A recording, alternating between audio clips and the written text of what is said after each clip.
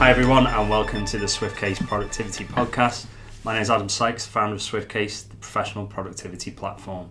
And today we're having a change of scenery. We're in the Hoylake office over on the Wirral, so we've had a day trip out from the Baltic Triangle. Yep. And a bit more of a colourful room today. yeah, a bit more vibrant. So today we were thinking of mirroring one of our favourite TV programmes or of TV. Is it still on? I don't know. I think it's still going. I think Frank Skinner presents it now. Yeah, oh, well, yeah. It's a slightly different format. It's more of a panel show now. It's similar to what we're going to do, I suppose, today, which is Room 101, which we've decided to call Room 404. 404. Yeah. Forgetting my error code. So things that we would like to no longer be found. Yeah. And the first topic we decided on was business. Yes. So we're going to pick our own things, and we've done it separately, and we're going to pick things that we no longer want to find in the business world. So does anyone want to kick off with their suggestion? I want to say... maybe introduce yourselves if you haven't done that. Yeah, hi, I'm Craig, and I'm the development manager of SwiftCase, and I work in the Baltic Triangle office in Liverpool. Hi, I'm Phil. I also work at the Baltic Triangle. I'm a developer. Okay, great. So after that interruption, who wants to kick off first? I wanted to go first because I thought someone else would do it before me. Yes. It's a very popular one, which is meetings. Because they're the number one... When I think back in my career, they're the number one sort of time waster, and they're actually like deceptively expensive as well as just wasting time. They actually cost businesses money, and they're not very effective. Yeah. And that's what I want to throw in there. Yeah. So I think if we go through each one first, I think one of the books we're reading, I think we're going to do something later in the week about this, is Rework, isn't it? And this from the Basecamp people. Yeah, that's they right. Call meetings. They say meetings are poison. And I think as well, we've done a blog post recently about how one of the things that people need to cut if they want to stop wasting time is meetings, isn't it? Mm-hmm. So I suppose we've all got examples of bad meetings we've been in. Yeah. I mean, there's how many times I can think of one client, or ex-client, we don't deal with them anymore. I mean, how many times we've been dragged into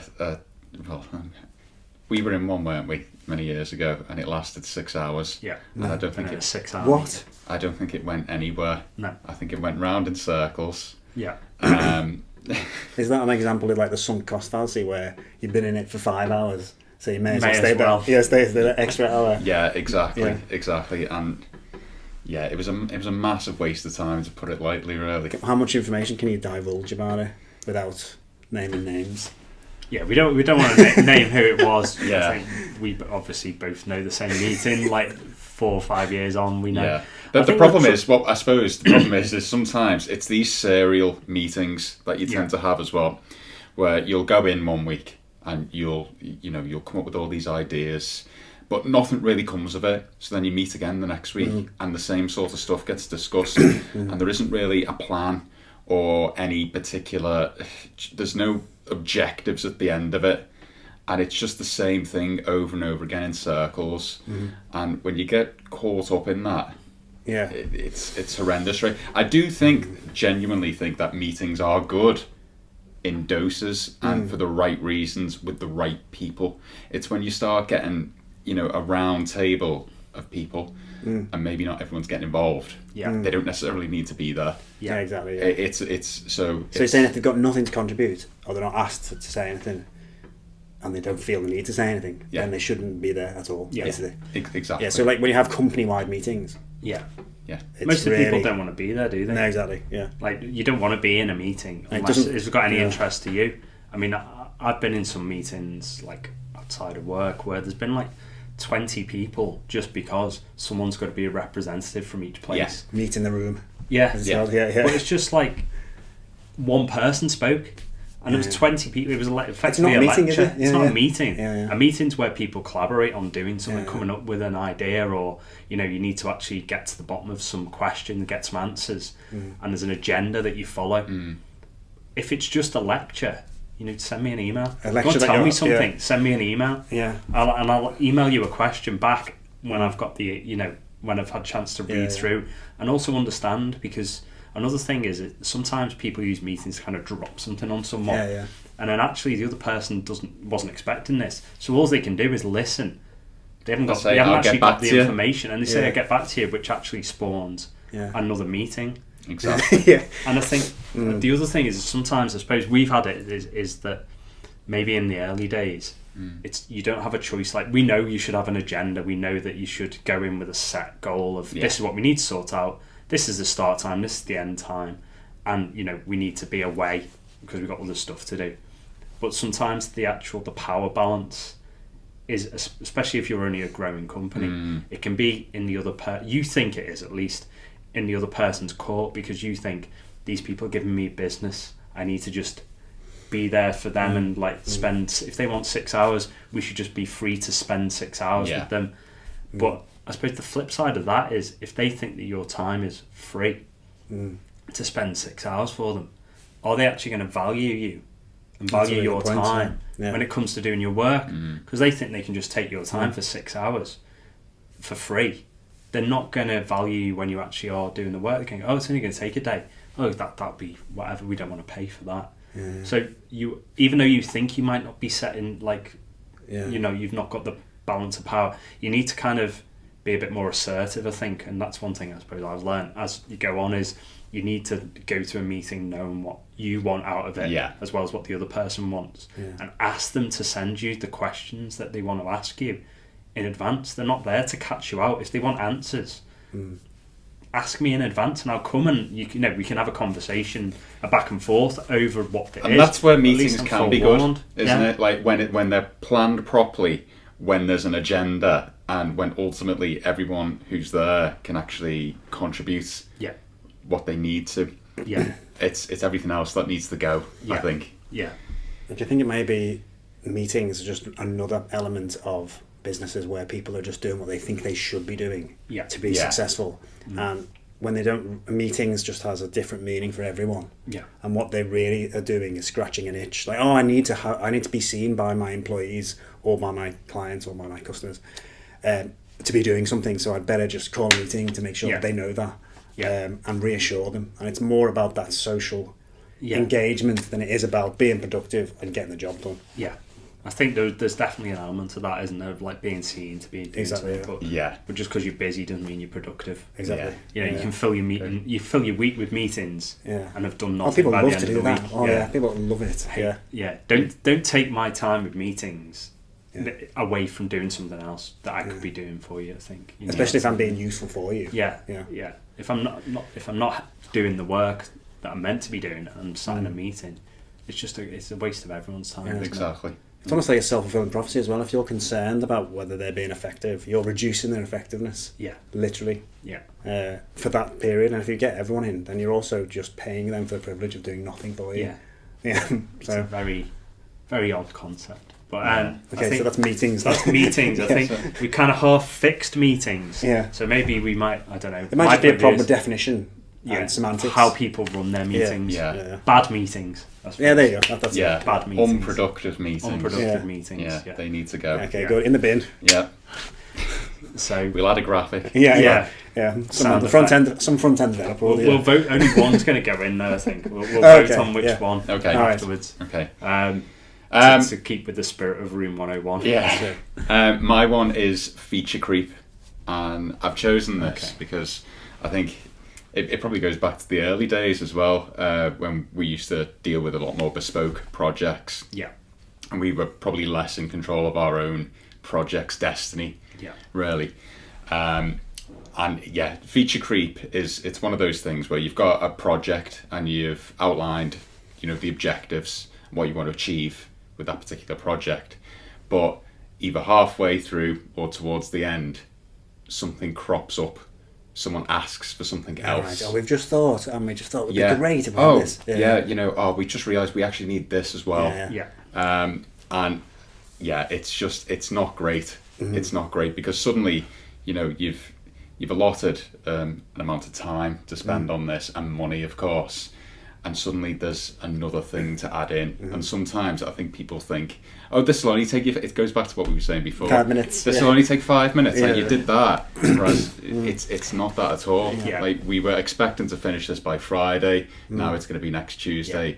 Something else comes along Yeah. as well. So it's the same as people not valuing your time, isn't Yeah. it? So, an extra button on a page, or can we change everything to be this colour on, Yeah. and like do things in a completely different order? Yeah. I mean, I always liken it to like if you're building a house, and then you said to the builders, "Oh, actually, we want to change the foundations." Yeah, yeah. It's Yeah. like, yeah, but we've already built the house. Yeah, but you just take the foundation. Yeah. Just foundation. So you just It take only them out. took you, like, what, it take you a week to build Yeah, the foundations? Yeah. It's like It's just another week's work, isn't it? exactly the same for both industries, isn't it, really? Yeah. So it's not something that just applies to, software development or, Yeah. or anything like that. It can be applied everywhere. I Oh think. yeah, I mean, any business can have something where a client asks you for something, Yeah. then changes their mind halfway through Yeah. after they've already committed. Even internally To as say well. that it's I mean, okay. you could get it where, like, a manager or something asks of something else right at the end. Yeah, That ultimate, but yeah. they still want it done at the same time. Yeah. And it's a very dangerous concept, I think, and I think it's something that we need to stamp out. I think it's especially annoying because estimation of project finish times, as we know, is like very difficult, if not impossible, Yeah. to get right, Yeah. isn't it? So by giving someone a certain amount of time and then asking for extra features, it's very difficult for them to actually know how long it's going to take the original project with extra details on. yeah, It becomes even more unmanageable, and that's just another source of stress.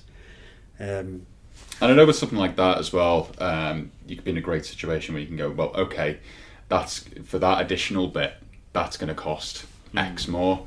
But like we were saying before, when you're just starting out, yeah, it can be very yeah. difficult to go back to a client Yeah. and say, well, actually, that's going to take another 2 days. It's going to cost a bit more. They'd be like, oh, well, why does it cost that much? Yeah, we're already paying you X amount. Yeah, so we can't have the project without this new feature. yeah. So it's tricky. I suppose it depends on how you operate. There's two ways to do it, isn't there? I suppose the way we handle it and the way other people might handle it is you can actually define your project completely in advance and get people to sign, and then it's tough. Whatever comes out at the end is effectively you've signed, you've got to pay.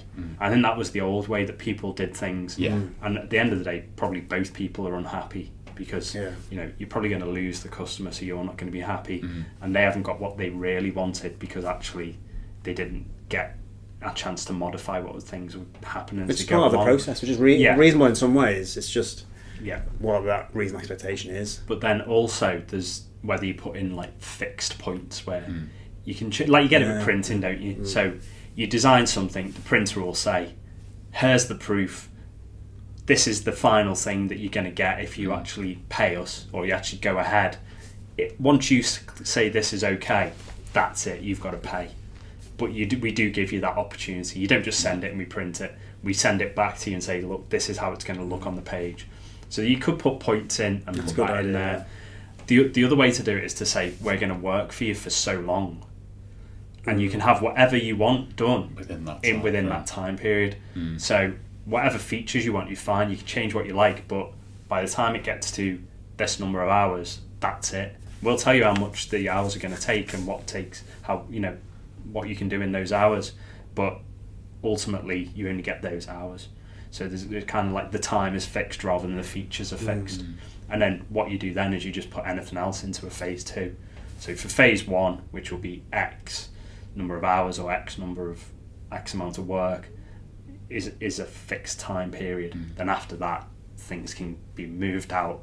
So it's always a case of, you can have this, but you'll lose that. And people sometimes, that's how we tend to work, isn't it? So that, you've asked us for 10 things, by all means change 5, but you're not going to get those other 5 in the same time period because we've worked it out. I think like any good relationship, but like effective communication is literally how the relationship stays strong, isn't it? Yeah. It's not like shutting off and saying this is the reality and it's never going to change. Yeah. I mean, you're being honest that things do change and people's priorities change, but at the same point, if someone asks you to do something, you've done it, you've fulfilled your obligation. Yeah. But you need to come up with a way where everyone's happy at the end. Yeah. I suppose, don't you? That you've been paid for the effort that you've put in. whether that's the end result that the customer ultimately wants is kind of, from your point of view, is you still need to be paid for it, but you want your customer to be happy, and it's reconciling those two. It does make me think of what you were saying before, is that you subjugate yourself because you're a young company, so you're like, the business is more important, so you sort of make yourself secondary. Your happiness is secondary, isn't it? Because you're like, oh, just like you would be if you were starting a relationship with someone else, you'd be like, oh, well, I'll do this really, like, I'll go and pick their mother up and drop them off at their aunties, and then do it and sit in the car and wait for them, because I'll sit through that musical marathon, or whatever, or episodes of Desperate Housewives or whatever. But the problem is you're doing that 5-10 years on, because you set a precedent that you can't get out of, because if you've got these customers that are effectively, like, some of them can be bad customers because you're not doing what you're not providing the service they're expecting, and also they're draining all your time from being able to provide an effective service for people who want what you're doing. So, sometimes you have to think whether customers are a good fit for your business, and be willing to say to people that, it's not working out for us either. It's not just about how many customers can you get, how much work can you get in through the door. It is about setting up something that's sustainable, that, people can rely on your consistent sort of approach to things, that, you can maintain that. You can't ring us up at, midnight the day before a launch and say, we want to change everything. You can, you can, and we might be able to facilitate it. We might be able to do you a favour, but we can't do that every time. But unfortunately, when you do it, you are setting bounds, aren't you? And it's how do you've got to be flexible, but there is a point where you've got to set boundaries as well, I suppose. And feature creep, is a key one. So the final. So my one I came up with was businesses where people are reluctant to change. So where people say, I've always done it like that. But they somehow expect to get different results. So they want to improve their business, they want to grow their business, but they want to do everything exactly as they've always been doing, and they're just unwilling to look at anyone else's opinions. So whether this is internally, so whether this is a boss that just doesn't listen to their staff, even though their staff have got ideas about what would be better, because they might have brought something from another company, or might just have their own idea, or whether this is someone who wants to employ another consultancy or and outsource some work, but then they want to micromanage it all the way, because they want to do things they always did. So I think I was watching a comedy the other day on Netflix, and it was like a marketing agency, and like they were designing a logo and for this farm, and it was meant to be modernising it, but the guy was like, where's the pig on the logo? We've always had the pig. It's like, and he was saying, I'm the boss, I know better. That's our brand. We always have a pig on our brand. And like the marketing woman was like, we've run all these things, and like evidence shows that this logo performed better than this logo. But this guy was like, no, I don't want to change, because we've always done things this way. We've always had a pig on the logo. Sometimes I feel like you've got to accept that other people are experts. And you can't be the best at everything. And if someone who has the evidence to back it up is telling you that this isn't working, you need to do this, you need to listen to them. Well, especially if you paid them for that service. Exactly. I mean, it seems counterproductive, but what you're really doing is paying lip service to the idea, and then really you want to just assert your ultimate authority again. It's just another way to legitimise your point of view. Look, I paid for this company and they still couldn't get it right, so I'll never have to use a consultant again. I can always rely on my judgment. It reminds me of a few on the early days when I used to do a lot of web design.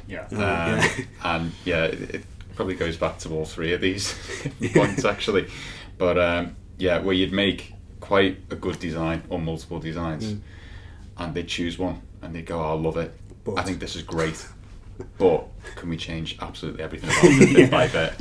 And it just becomes, you become the human doodle pen really to their desire, and and you wonder why they didn't just make the website in the first place. Exactly. I suppose there is a thing though that you do have to be, like you say, you have to have the evidence to back up why what you're saying is right. So it is hard in the early days to have that authority to say, look, I'm suggesting this, not because I think subjectively this is the best design, or I think you should do this in your business because it'd be better for your business, because just because I think of it, but actually here's the proven reasons why. We've already helped people do it in other companies, and it helped save X, Y, and Z.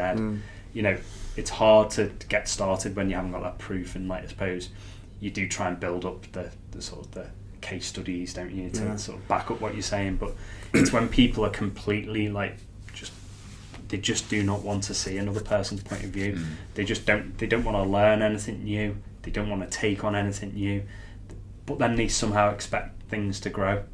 Like we've had I suppose examples might be like, I don't know, having a website, but then immediately expecting that you're going to get millions and millions of visitors. Without like that's your responsibility. Without doing any form of marketing or pushing out, or even like putting your website on your brochure. You know, if you're a website company and you go in and you build someone a website, what you're doing, you're building them the infrastructure, if you like. You're not marketing's another aspect. I mean, you don't expect your car to have petrol in it forever. Yeah, exactly. It's like, why has it run out of petrol after 400 miles? I want money back. Yeah, exactly. So I suppose some people have unrealistic expectations. I suppose part of it is managing the expectations of what they need to do in order to see the results and explaining why they need to do it. But some people just, I don't know, they're just reluctant to change. Yeah. And maybe it actually harks back people to that. People are basically going through a set of behaviours that they've gleaned from somewhere that they think is what a business does, and meetings is one aspect, and like behaving like the boss who is the all-knowing font of knowledge and insight about the business world, and he must be, because the business has been successful to this point, and it was successful because of his decisions. And when things start to slide out of control a bit, maybe they just double down. You know, and when you're getting in outside consultancies and things like that, maybe then it's because you're starting to feel a bit vulnerable. And when they feel a bit vulnerable, sometimes people just go attack, don't they? You know, and sort of hit out. So it's probably a lot of these problems are from people just doing what they think they should do and not critically analysing their behaviour or researching and looking for evidence. They just kind of think, I'm just going to carry on doing the same thing that everyone else is doing or that I used to do. Just need to do more of it. Yeah, more of it. Yeah, do it faster. Do spend more of it. Spend more hours doing this. I'll stay until midnight tonight doing the same thing. 15-hour days, and exactly. Everything will be okay. As long as everyone sees that I'm doing that, they'll back me. You know, we'll do 10 meetings a day. We'll just need to change everything. You need to have more features. More features. 10 hours a day, and do everything exactly. So I suppose that we've covered our three topics. Yeah. But what's the vote for then? What's the vote? I mean, I suppose there's only three of us, so we can only vote for our own. We're only going to say we all vote for our own. So I suppose maybe we should leave it up to the public. Leave it up to the public, maybe. So maybe tell us what you think are those three options. So we've got meetings, we've got feature creep, and we've got people who are reluctant to change. And then let us know in the comments of what you think, which one, and then we'll get rid of them. And we'll get rid of them for good. That's it. We promise that as a service. From no guarantees. Read the small print. So leave a comment about anything else we've talked about today. And if you want to subscribe to our social media channels, check us out at SwiftCase UK on Twitter. You can find us all on LinkedIn. Adam Sykes, Phil Whitby and Craig McCarthy. And check out our website for more information about SwiftCase and some of the things we do. And also we've got Instagram and Twitter and things like that, haven't we? So go and leave comments on there, or wherever you'll find us somewhere. And, subscribe to the channel and click the little bell to get notifications of when we're posting our next videos. And see you next time.